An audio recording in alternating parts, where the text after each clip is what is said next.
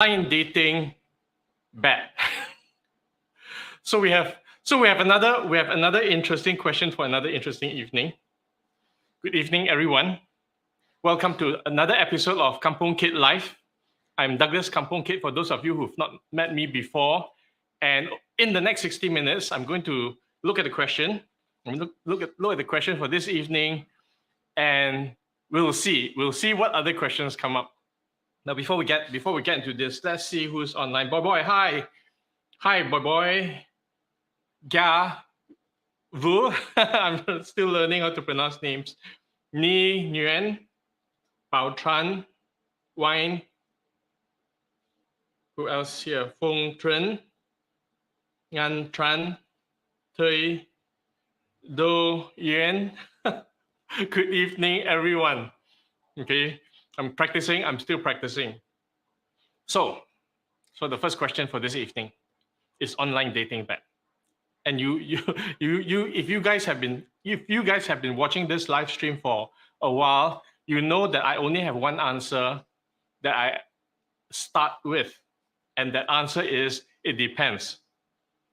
So what does it depend on? So what's online dating, and why is online dating good or bad? So what I will say is this: online dating. Okay, I don't have a good or bad, right or wrong about it. Online dating is just another way to meet people, and I think I cannot truly say that I speak from experience, because online dating has changed over the many years, and I think online dating has become very sophisticated. But whilst I will say that I don't have a direct experience of what online dating is like today, I will also say this: those of you who have heard my story before, the person that I've been with for the last 20 I lose count, the last 22 years, the person that I've been with for the last 22 years, I met online, and that was in the year 2000. Okay, and in the year 2000. The internet was not very mature yet. Okay, we didn't have a lot of online dating sites, but what we did have were a lot of chat programs. Okay, a lot of chat programs. Basically, people come together in a chat room and we chat. Okay, very much like your Telegram today, like your WhatsApp groups. Okay, where people come together and then they chat. Of course, back then the chat applications were not very sophisticated. It was just a lot of text. There was no emoticons and all that. And very early days of the internet, I was 30, I was 20, I was 29, 30 years old. So I was chatting, just making friends, chatting online, and just like Telegram today, there are private chats. And so there was this. Okay, so every now and then, I will either private chat someone or other people will private chat me. Okay, and the thing is, there were no pictures online and all that. Okay, so we only have a nickname, and we have no idea who's the other person on the other side. Okay, so we will chat, and then we'll see, and we'll see. Okay, so for me, I will look at the chats, and we'll be talking as a group, and then people will be saying things, making jokes, and asking questions, answering, and all that, right? And then I will look at the people that I like. Okay, in how they speak. Okay, how they ask questions, how they answer, how they talk about things, and what they talk about. So that gives me an idea of who the person is. Okay, and of course, the way I chat online also gives other people an idea of who I am. Okay, and of course, back then I wasn't Kampung Kid yet. I was just I can't remember the nickname that I used. Okay, anyway, so that would happen, and we will private message people, okay, based on what we see, what we like, and then we'll talk. And then sometimes when we private message, the conversation goes very well, and it ends up with a live meeting. Okay, we go on a date, and sometimes after we chat for a little while, then we realize that after chatting, there's nothing more to chat about, and then it will just end there. Okay, so that was, and back then in the year 2000, there weren't, so that was 22 years ago, there weren't all these apps, right, where you can see pictures of people and all that. Once in a while, we will exchange pictures, okay, with the person that we're chatting with. And very primitive, okay? There were no phone cameras, okay? I think you guys cannot imagine this, okay? There were no cameras on phones, okay? Phones were just text. And the pictures that we have were print photographs that we will use a scanner and scan, okay, and store it as a picture, and then we will exchange. So very primitive, okay? And so once in a while, if we find the person interesting, we will exchange photos, okay? So there was this one evening, we were just chatting, and there was this person who messaged me and started very strange way to start a conversation. He just started, when he private messaged me, he asked, so do you like sports? Do you like sports? What kind of sports do you like? And so it was straight to the subject that he wanted to talk about. So we talked for a little while, and it was quite an enjoyable conversation. I asked him for a photo. He didn't have one. And if he didn't have a photo, then I wouldn't give my photo as well. Okay, so anyway, we enjoyed the conversation, and then we met. Of course, during the conversation, he also described, because he didn't have a picture, he described how he was. And I remember his description. He said that he asked me to imagine Harry Potter. Okay, you guys know who Harry Potter is, right? Harry Potter on steroids. Okay. So I imagine Harry Potter on steroids. Okay, and that was, so I had a certain picture in my mind, and okay, so that went on. Then we met, and he didn't know. Okay, in the year 2000, I had blonde hair. Okay, I had blonde hair, and the blonde hair was fading. So there was just blonde streaks left, but it was dark colored, and then I had blonde streaks left. And I didn't tell him that because I forgot about it. Then when he met me, he was shocked. He was shocked at who is this guy with blonde hair. But he didn't say that he was shocked, and so we went for dinner. It was a Japanese restaurant, and then we had a good time. But then at the end of the dinner, we went for coffee, and then that was it. Okay, that was it. It wasn't an attraction on the first date. So I didn't start liking him, and I think he was shocked at my blonde hair, and he also didn't start liking me. But when we were online, we continued to chat. We continued to chat with each other, and as we continued to chat with each other, we started to discover more of each other, and then we decided that we wanted to hang out as friends. Okay, maybe be sports buddies, do sports together, and all that. So he started. So he worked near my apartment, and after work he would just pop by, and then we would hang out, and then eventually then we got together. Okay, there's more to the story, but long story short, we eventually got together. So that was online dating 22 years ago. Okay, today it's a lot more sophisticated. So if you ask me, is online dating bad? Well, I wouldn't say it's bad, because I ended up with my partner of 22 years, okay, from online dating. Okay, but of course, before that, I dated a couple of other people whom I liked as well, but it didn't work out. So is online dating bad or good? It depends. It depends on what happens, right? It depends on whether you get what you want. It depends on a lot of things. But what I will say about online dating is this: it's become very, very sophisticated. Okay, and it is a way to discover people. It's a way to get to know people, and it is a way to get to know a lot of people. Okay, so it's very convenient. and it's also a way to get to know people whom we will never get to know if there was no online dating.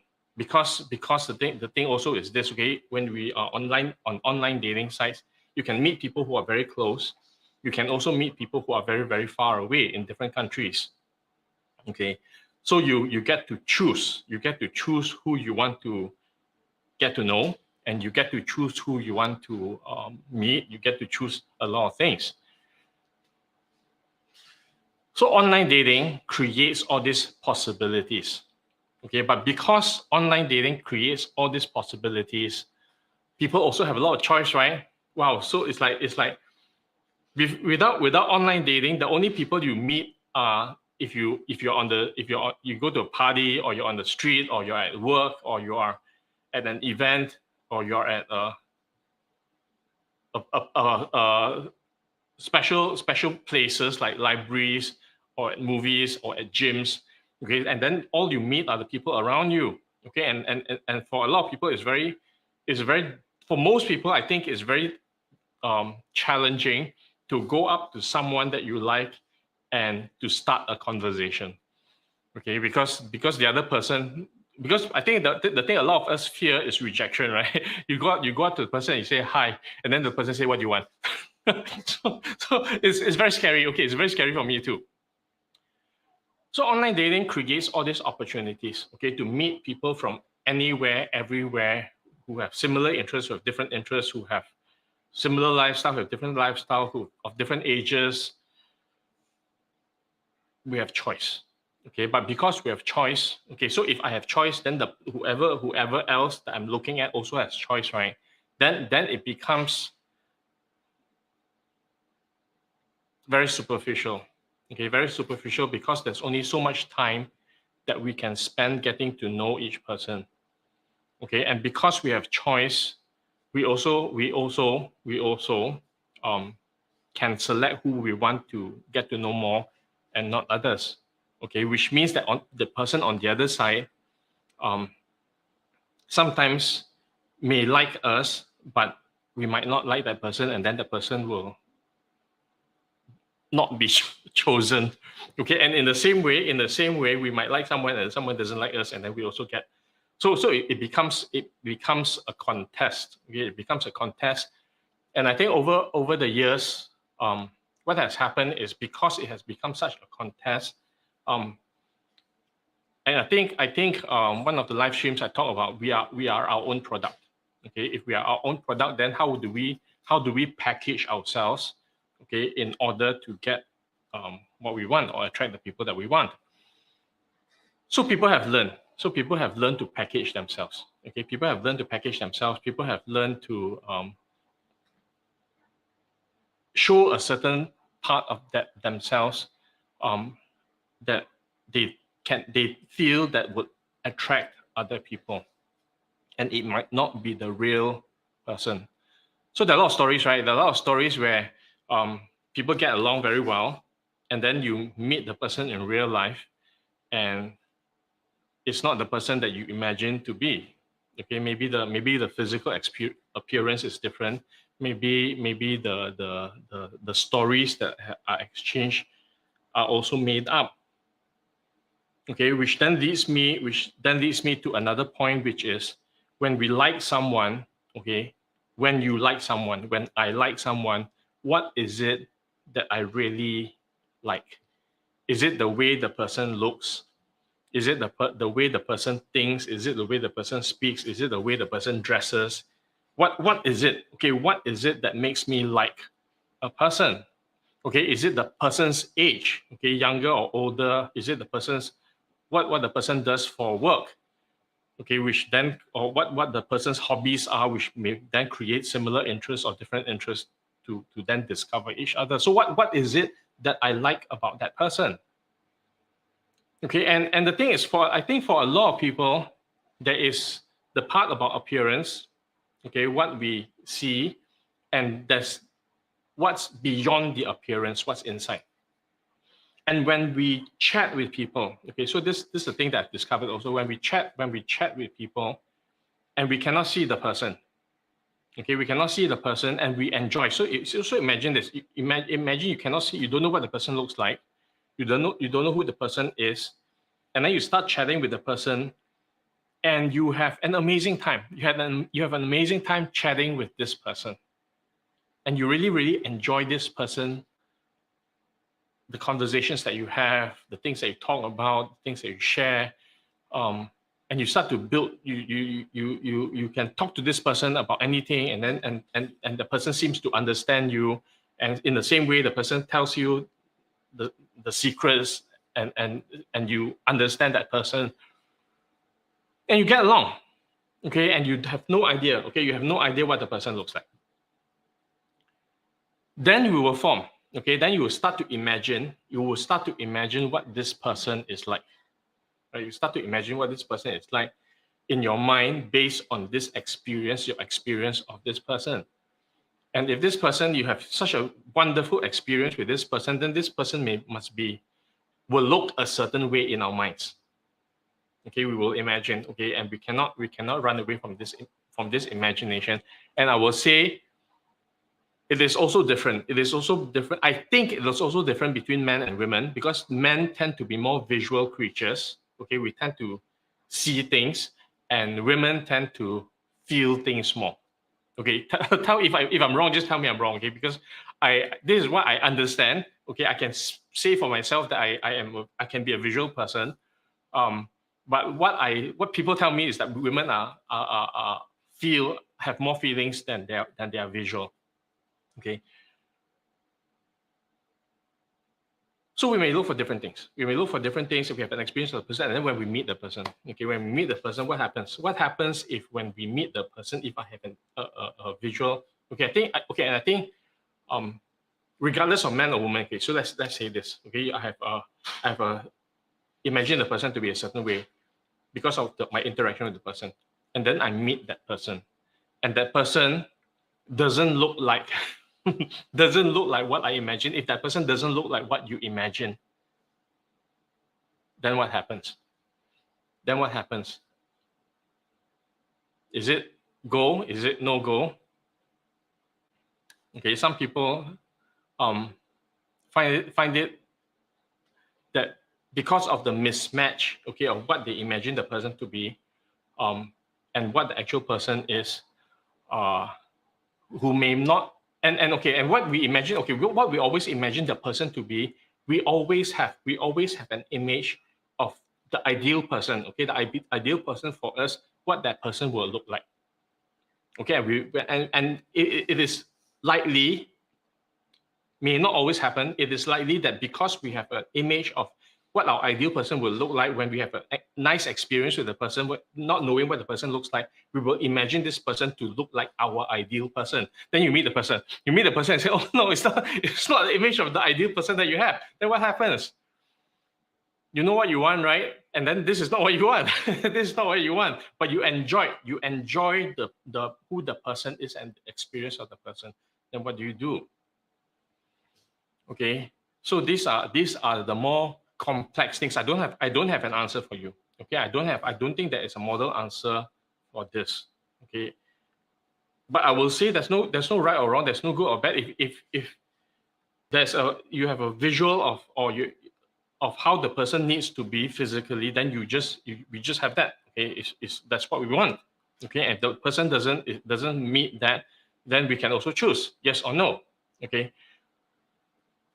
So I don't have a right or wrong, good or bad. Okay, I'm saying that all these things can happen. Okay, when we are interacting virtually. Okay, without having the physical experience of the person. Okay, which was then what I asked. Okay, what is it that is then more important?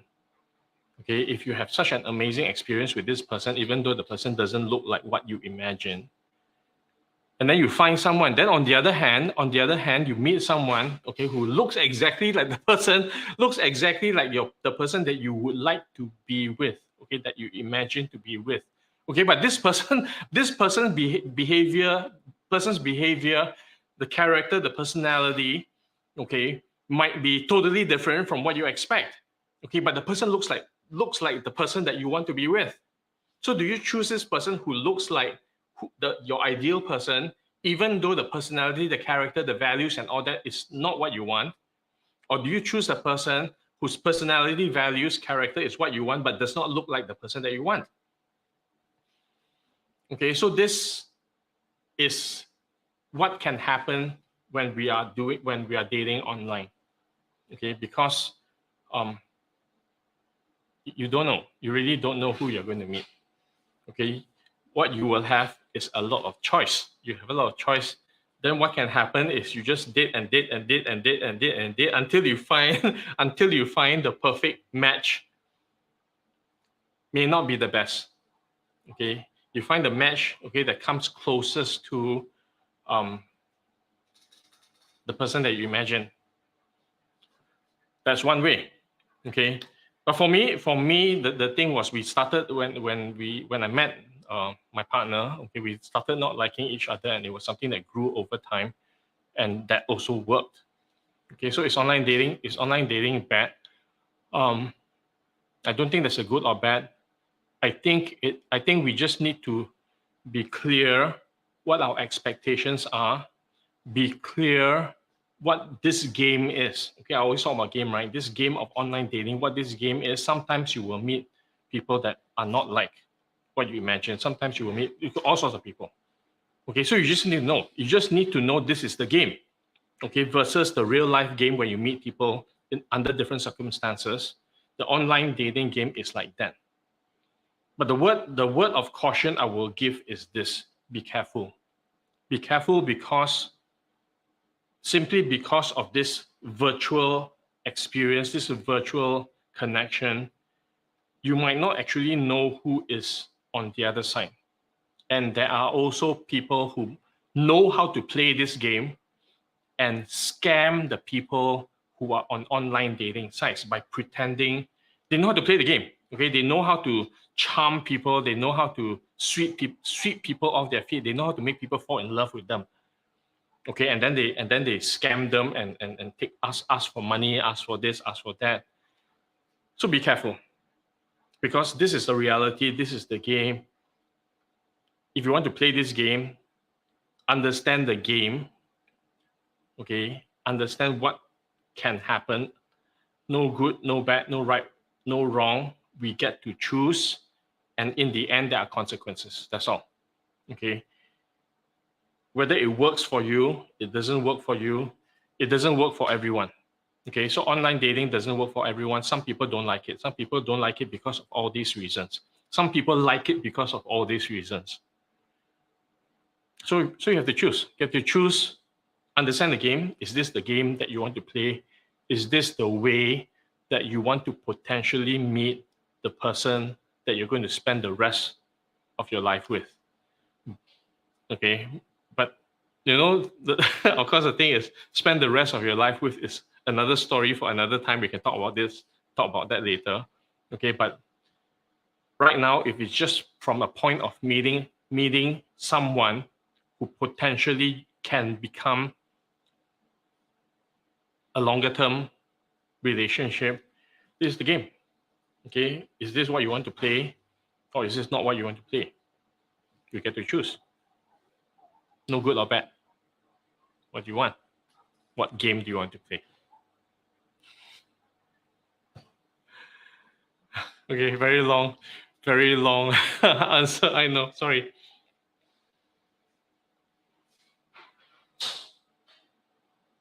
How to trick my brain? How do you trick your brain?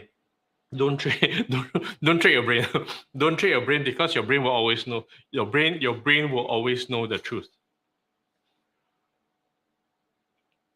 So that's the thing that I always say about hard things. Okay, and the thing that I always say about hard things is hard because it's something that we don't know how to do. Okay, so it's hard. If it's hard, then it becomes a challenge. It creates struggle. It's an obstacle.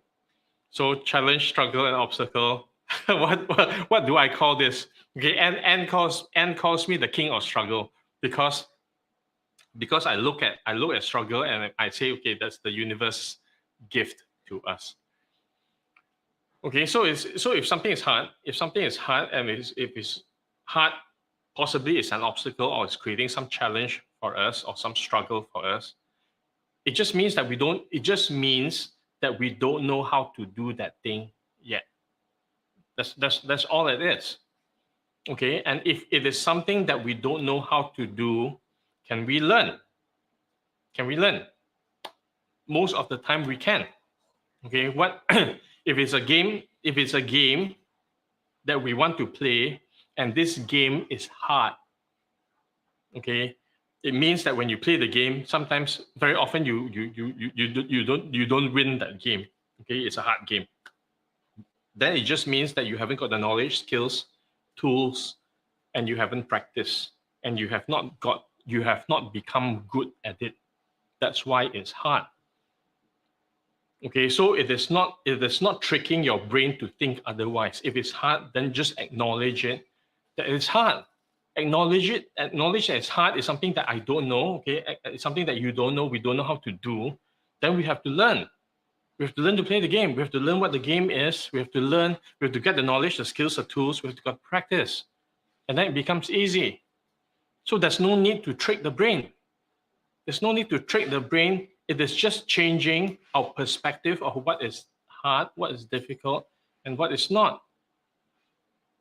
Okay, and a lot of times, I guess a question comes up because a lot of times we don't like things that are hard because it creates struggle, challenge, and obstacles, right? But these hard things simply are the things that will create growth for us. When we learn how to play the game, when we become good at the game, it becomes easy. And when it becomes easy, what does it mean? Okay, it's no longer hard, right? It becomes easy. It means that we have grown. It means that we have expanded. It means that we have acquired more knowledge. We have more knowledge. We have more experience. We have more skills. We have more tools. That this thing that once was hard is no longer hard. It's like building muscle. Okay, when you go to the gym, when you work out, when you use the dumbbell. Okay, and you have never gone to the gym, you've never trained before, and you pick up a dumbbell, okay, 2 kg might be heavy, and it might be hard to lift the 2 kgs, okay, because the muscle has not been built. You have not done it before. The muscle has not been built. Then there's a way to train your muscle, okay, to lift the 2 kgs over and over and over again. And what happens? Okay, what happens is as you're learning to build your muscle, it will hurt. It will hurt because your muscles are being built. Okay, that's part of that process of building muscle. Okay, but as your muscle is built, that eventually this 2 kg becomes nothing. Okay, what used to be difficult, okay, becomes easy. Okay, and then you go to 5 kg and then it becomes hard. It becomes hard because the muscle has learned to lift 2 kgs, but has not learned to lift 5 kgs. But then as you train and build more muscle, okay, then 5 kg becomes easy. And then you do 8 kgs, and then you do 12 kgs, you go 20 kgs. Okay, it's just a matter of building the muscle. But once you have built that muscle, the muscle doesn't go away. Even though you stop training for a little while, there's this thing called muscle memory. It doesn't go away.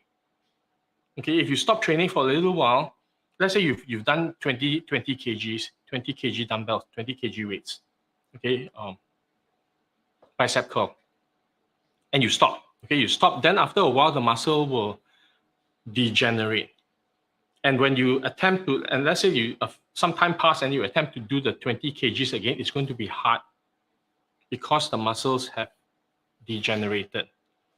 Okay, but to get it back to 20 kg form is a lot easier than when you started. Okay, because the muscles have already been built. Okay, so it is don't have to trick the brain. Don't have to trick the brain. Just acknowledge that something is hard, and if it's hard, it just means that there's something to learn. And if there's something to learn, then at the end of the learning, so you will have grown. You will have built your muscle in whatever it is that used to be hard.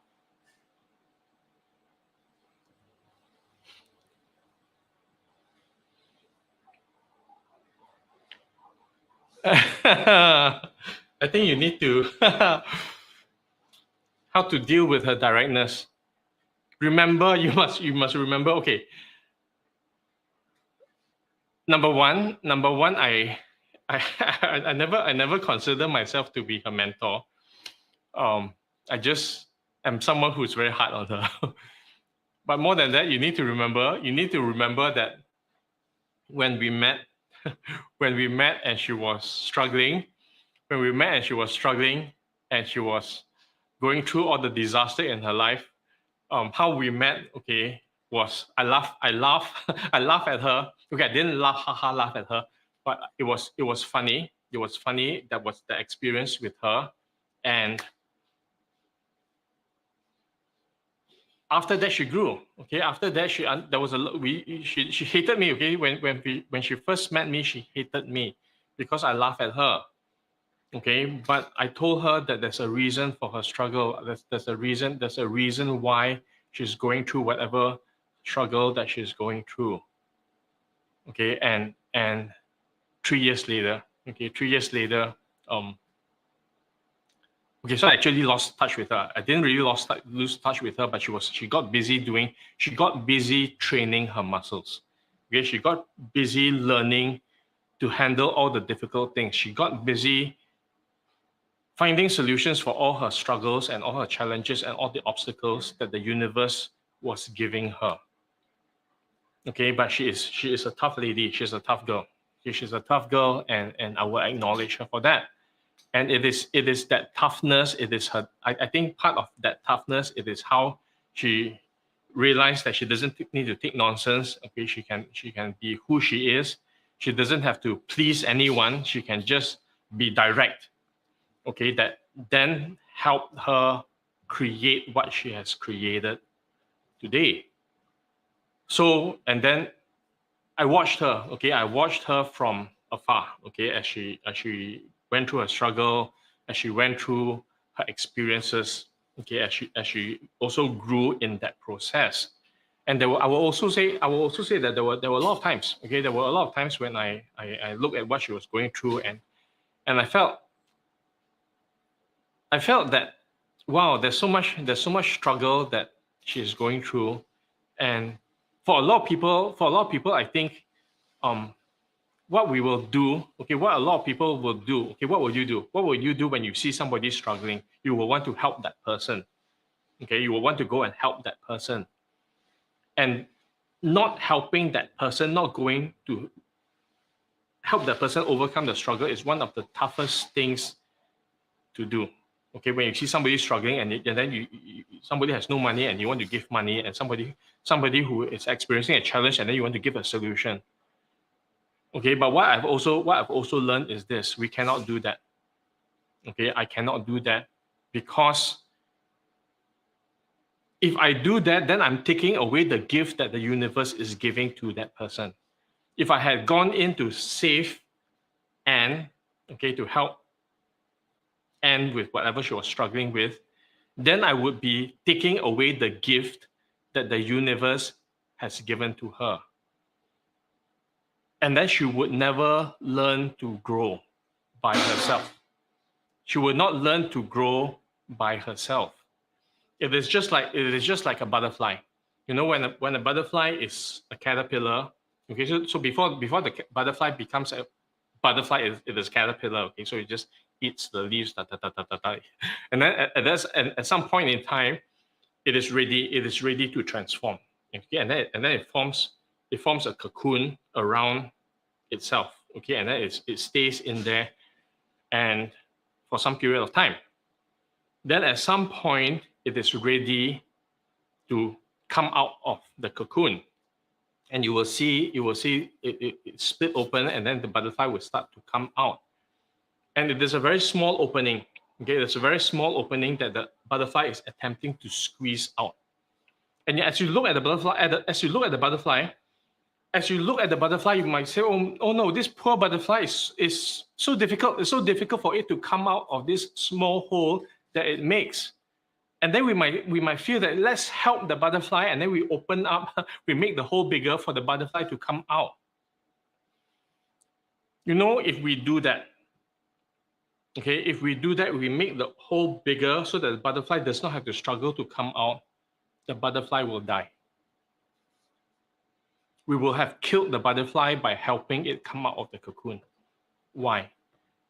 Because it's the small opening as it comes out, as it squeezes out of the small opening. This small opening squeezes dry the wings. So by the time the butterfly comes out, the wings are dry, and then it can fly. It can open up its wings and fly. If we make the opening any bigger, when it comes out, it may be easier for the butterfly to come out, but the wings don't dry. And then it can never fly. And then it will die. So sometimes the best way to support people who in their struggle, okay, is to let them go through the struggle and let them know so that they know that they are strong enough. And what I believe is this. What I believe is that the universe will never give us a challenge that is too hard for us to handle. But each of these challenges, struggles, and obstacles that the universe gives us is just enough. It's just enough for us to learn how to overcome in a way that then allows us to grow. And why am I talking about all this, right? Because I feel that this directness that Anne has, okay, is part of who she is, that has helped her harness the gift that the universe has given her, that has helped her create the results that she has created. Okay, so at Money and You, at Money and You, okay, she talks about Money and You, right? Where Money and You, she got knowledge, skills, and tools. But it is just Money and You, it's just knowledge, skills, and tools. Okay, until we apply the knowledge, skills, and tools, it just remains knowledge, it just remains tools, it just remains skills that we learn but we never use. Okay. The mouse is just a tool. Until we use the mouse, it does nothing. There's no value. Okay, our knowledge is just information. Until we apply it, okay, it does nothing. It has no value. We can learn a skill. Until we use this skill, it does nothing. Okay, but what Anne has done, okay, is from who she is. Okay, she realizes she doesn't need to be anybody else. She learned that she doesn't need to be anybody else except who she is, and she applied the knowledge in the way that works for her. And part of the way that works for her is being direct. Okay, so it's not a matter of being her mentor or not. Okay, it is just a beautiful thing that I see. The caterpillar who has turned into a butterfly. Okay, that's what it is. Okay, and her directness is part of the beauty that she has. That's all. That's all it is.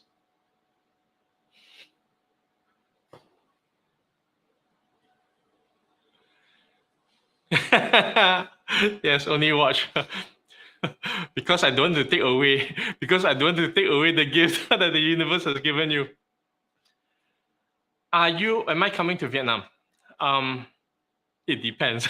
I keep answering questions with it depends. It depends. What does it depend on? I would like to, but it depends on whether my passport gets renewed on time or not. That's all. That's all it depends on. Because through COVID, I think I didn't feel that I needed to renew my passport, and my passport expires in July, and I renewed it a couple of weeks ago. So now it depends. So now it depends on whether or not I get my passport on time. It's already May, right? And I can't book any flight tickets without a valid passport. The passport has got to be 6 months, have validity for 6 months, and then I can go. So it depends. So if everybody asks the universe for for a different gift. Okay, so the universe has given me a gift now. It's a challenge of whether my passport will be ready for me to go. Okay, and so we'll see. So we'll see whether the passport gets back on time or not. And if the passport gets renewed on time, for me to buy a ticket to fly to Vietnam, then I will go. Okay, so how important is Buckminster Fuller?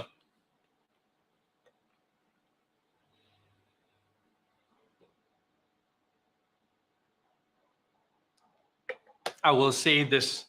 I may not speak for everybody else, but I will say this. To me, Bucky, okay, that's what we call him for short. Okay, to me, Bucky is the heart of Money and You. We can take away Money and You. Okay, if we take away Money and You, if there's Bucky, then it is Bucky. Because Money and You is about Bucky's principles. So without Bucky, there will be Money and You will not be Money and You. Okay, Money and You will not be the program that creates so much change for people. And so there are a few key things. Okay, and without spoiling it for you guys, okay, who are going to Money and You, the one thing that I learned, the one thing that I learned at Money and You, okay, was the biggest thing, not the one thing, the biggest thing that I learned from Money and You was all of Bucky's knowledge, which before Money and You, I never knew existed before. The way Bucky thinks, the way Bucky has ideas, the way Bucky talks about what's happening in the world, the way Bucky proposes solutions, and the way Bucky asks the question that challenges all of us. And that question is this: how do we make the world work 100% of the time for 100% humanity? So that was the question, okay, that impacted me at Money and You. And that was the question that I wanted to answer after Money and You. How do we make the world work 100% of the time for 100% humanity? Okay, and I might have my way. Okay, I might have my way of answering that question. And my way of answering that question is, then we need, if we want to make the world work 100% of the time for 100% humanity, then we just need to empower humans. Okay, we just need to empower humans and equip humans to be the best humans can possibly be. Because if humans are the best that humans can possibly be, I believe that we will not have the wars, the struggles, the conflicts that's happening on the planet today. I believe that the world will be a different place. Okay, that humanity can thrive. That we don't need to go through all the things that we go through right now. Okay, like it's 2022, and there are still wars that are going on. Okay, so to me, Bucky is the heart. Okay, and the question that had the biggest impact on me was that question. And then of course, Bucky doesn't just ask that question. Bucky talks about how we can actually do that. Okay, and one of the things that Bucky also says about humans, okay, is that humans are designed to learn by making mistakes, right? Humans are designed to learn by making mistakes, and that changed my relationship with mistakes. I didn't used to like mistakes before. I used to beat myself up. Okay, I used to punish myself. I used to think that, oh, I'm not good enough and all that because I was making mistakes, because that was the programming that we got from school. When we make mistakes in school, we're called stupid, we're called failure, we're called all sorts of things. Okay, so making mistakes was not a good thing. Okay, so I didn't like making mistakes. Okay, and then here at Money and You, I learned this. Okay, humans are designed to learn by making mistakes, and I say, oh, okay. So if humans are designed to learn by making mistakes, it means that the more mistakes I make, the more that I will learn. So the faster I make mistakes, the faster I will learn. So what did I take away? Make more mistakes, make more mistakes, and make more mistakes faster, make bigger mistakes. because that is where I will grow. So my relationship with mistakes changed. Okay, I no longer look at mistakes as failure. I look at mistakes as learning experiences. And that shifted my world. That shifted my approach to things, that shifted the way I see things, that shifted my attitude towards doing new things. Knowing that I'm going to make a mistake, and I'm okay to make a mistake. Because then when I make a mistake, then I can make a correction. And as a process of making that correction, I would have grown, I would have learned something in that process. Okay, so it was such a small thing, and just one of the many things that Bucky talks about, okay, in Money and You. So without Bucky, to answer this question, without Bucky, Money and You is going to be a different program. Without Bucky, we won't. I will not be bringing so many people to Money and You. Okay, without Bucky, I don't think a lot of the successes in the world, the people who are very successful in the world today, because of Money and You, without Bucky, they will be playing a different game. Okay, so Bucky is called to Money and You. Our true life purpose may forever remain obscure to us. However, if we commit ourselves to converting our experience to the highest advantage of others, we can safely assume that we're fulfilling our life's true purpose. That's what Bucky said. Okay, so it was also discovering what true purpose means to me. That's Bucky.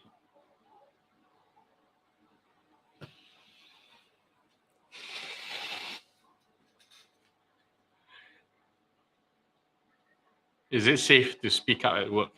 It depends. It depends. You guys need to learn to ask questions differently. It should not be okay. So the thing is, okay, very often we are trained. Okay, we're trained to think on a spectrum. Okay, the spectrum is good or bad. Okay, like the first question, right? Is online dating bad or is it good? Okay, so it's a spectrum. It's either or. Okay, is it safe to speak up at work? Then what's the opposite of safe? It is unsafe.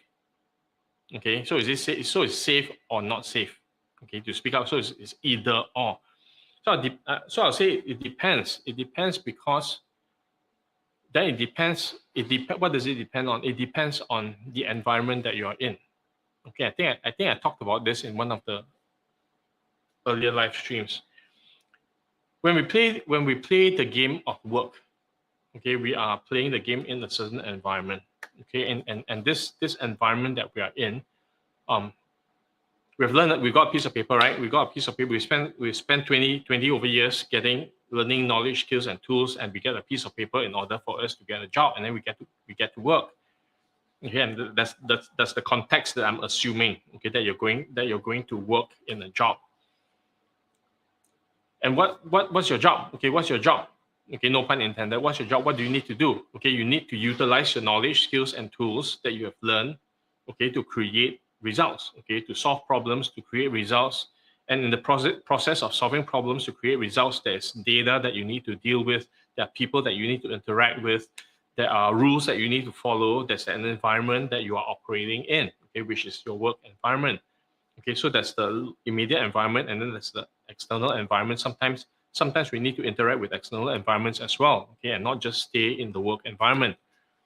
So that's the game, right? That's the game, okay?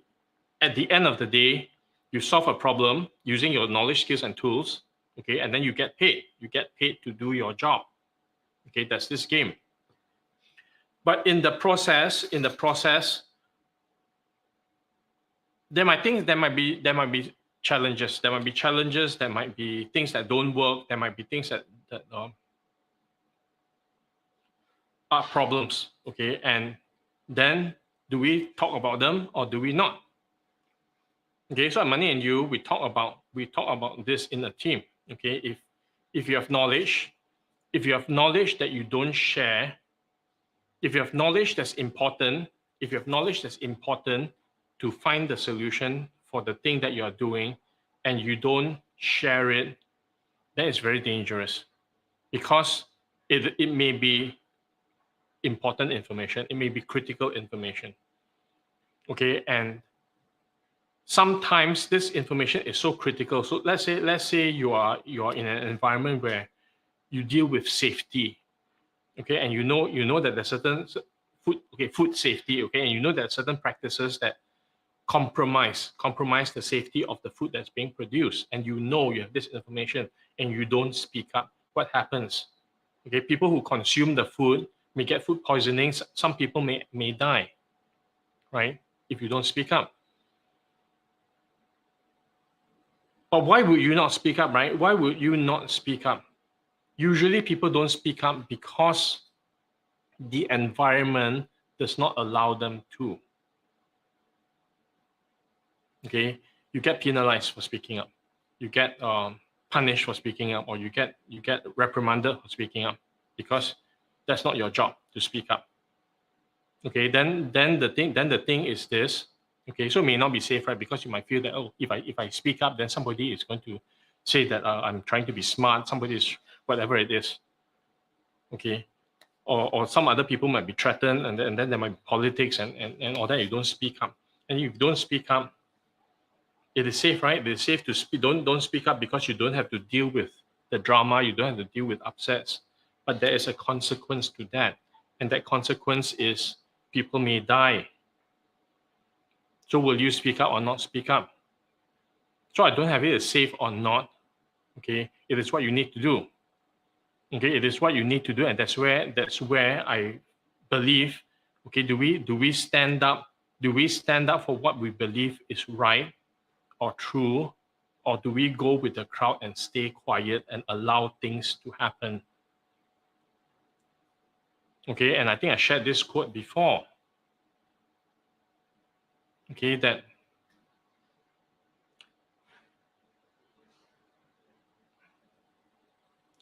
okay, I can't remember the quote. So my mind went blank right now. Okay, anyway, if I remember the quote, I'll say, I'll say that later. Okay, but the thing is, there's a consequence. Okay, there's a consequence when we don't speak up, and then we will need to live or deal with that consequence. Okay, so we get to choose. Okay, we get to choose, and if really the environment is not safe to do that, then I will say it is the wrong environment. It's an environment that doesn't work. It's an environment that does not work, and what I will do is get out of that environment. Okay, so I don't think it's a matter of safe or not. Okay, it's a matter of do what needs to be done. Do you have the courage to do what needs to be done and not compromise on your principles? Because you have to, at the end of the day, we have to live with ourselves. If we don't speak up, okay, in the situation, food safety, people die. Because we didn't speak up, we will have to live with that consequence. Are we prepared to deal with that? So it depends.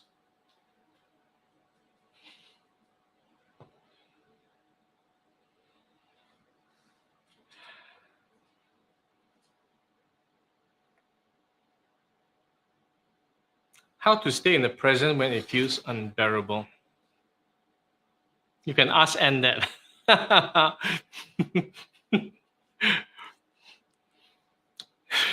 3 years ago, 3 years ago, 3 years, 2.5 years, 2.5, 3 years ago, October 2019, when I met her, her situation was, I think, a disaster. I think it was unbearable. I think, okay, she can, if it's not, okay, she will say it's not. But I imagine that it was tough.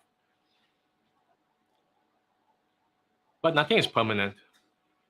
Okay, when the universe, and if it's unbearable, so I keep saying this, okay, if it's unbearable, why is it unbearable? Because there is there's a challenge that we can overcome. There's a challenge, there's a problem that we need to solve.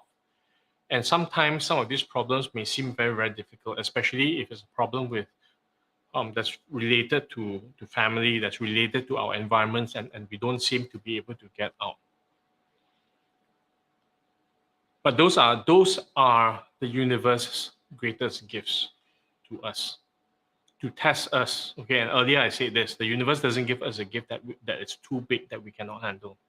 So those are the universe's gift to us. It is designed to help us grow. It is designed to give us a very important experience. And when we get these gifts, we get to choose break down or break through. That's all. Okay, break down or break through. And I can say this because I've been there. Okay, I've been there, I've done that, and pretty much a lot of my earlier years was a massive struggle as well. It was sorry.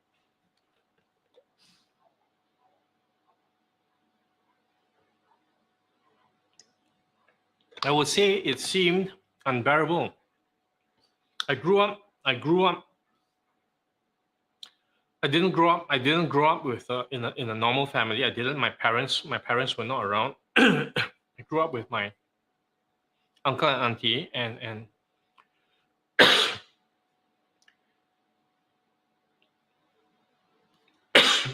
my mother passed away when I was 3 months old.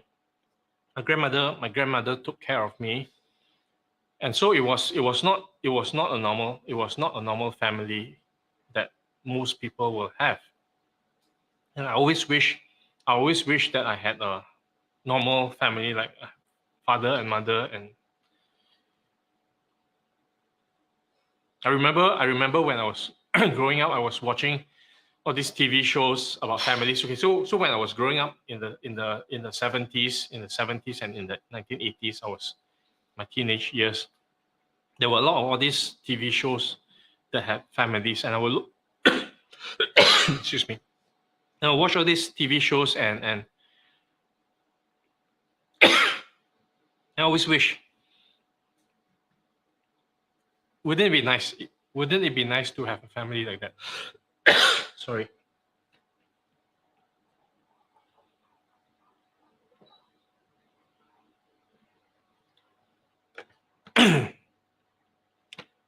But the environment that I was in was not like that. And I rebelled a lot. I fought a lot with my uncle and auntie. And it was less than ideal, but I can't get out, right? I can't choose otherwise. I got nowhere to go. So I have to find a way to get through that. Okay, nobody knew what I went through in school. And I found a way to create the life that I want. Okay, to do the things that I want, and of course, the thing is, looking back right now, it is not terrible. Okay, because I think there are people who are going through very even tougher experiences. So for me, that was the tough life. Okay, that was the tough life. Always wishing that I had a family, and feeling that I was the weird person, I was the odd person out, and not having the experience of a dad and a mom.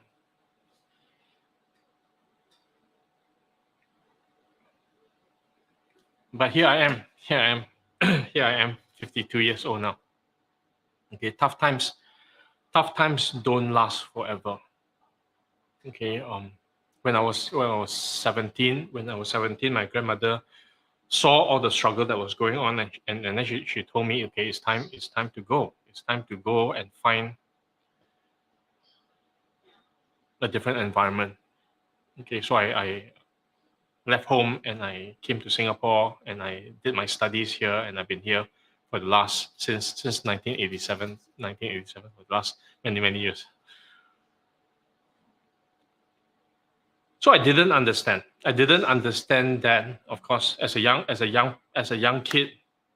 a kid growing up. Okay, I didn't understand all this. Okay, and my life was struggle.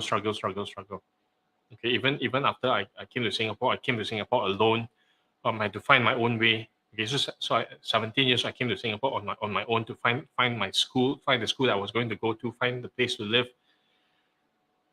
and I became very, very independent. Okay, so the result of that, okay, the result of all those challenges and all those struggles was I became very, very independent, became very, very stubborn as well. Okay, with a lot of things. Okay, but and then it was at Money and You when I finally discovered what everything meant. Okay, and and after Money and You, looking back at my life. Okay, so I didn't learn about struggle and Money and You, but after Money and You, looking back at my life, what I did realize was that these are gifts. Okay, these are gifts, and because I have these gifts, money cannot buy. Right? Nobody will pay. No, nobody will pay for tough times. Nobody will pay for an unbearable environment.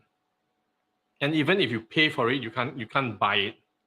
Okay, so it can only come one way, which is for the universe to give it to you. That's the only way to get it, for the universe to gift it. And then we say, and when the universe gives us a gift, what we say is thank you, thank you, universe. So it might feel tough. It might feel tough. It might feel unbearable. It might be painful. But we get to choose. Break down or break through. And if we choose to break through, we will get the breakthrough. If we choose to break down, then we will break down. It is a choice that we need to make. Why do some people make it and others don't? Why do some people survive and others die? It is a choice. It is a choice to create the outcome. It is a choice where we want to go. It is a choice what we do with the gifts that we have. There are cancer patients. There are cancer patients or patients who are very, very ill, who give up on life and just wait to die. And then there are cancer patients who will fight and make and make use of whatever remaining time that they have to create an experience of whatever life that they have left that can then inspire other people to make it matter, to make their lives matter. And the only person who creates this is the person who is experiencing it. We cannot tell the person what to do. Okay, the person has to choose, break down or break through. That's all it is. We choose to live or we choose to die. That's all. And if we don't choose to live, we will die. So if it feels unbearable, then I will say this: just know this. It is not permanent. It is not forever. And there's something to learn. There's something to grow from. Shift that relationship with the unbearable. And sometime in the future, you will understand. You will understand what the gift was about, because in the same way, I talked about this with Anne, I think sometime this week as well. When she was going through her divorce, when she was going through all the struggle and all that, she didn't understand, right? She hated me for laughing at her. But now, 2 years later, look at what she's created. Okay, look at what has happened, which would not have been possible if she chose to break down, if she chose to break through.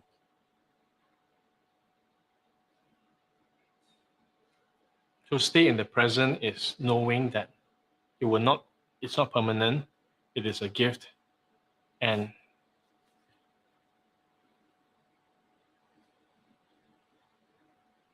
there is something that there's a reason for this gift that we may not see now.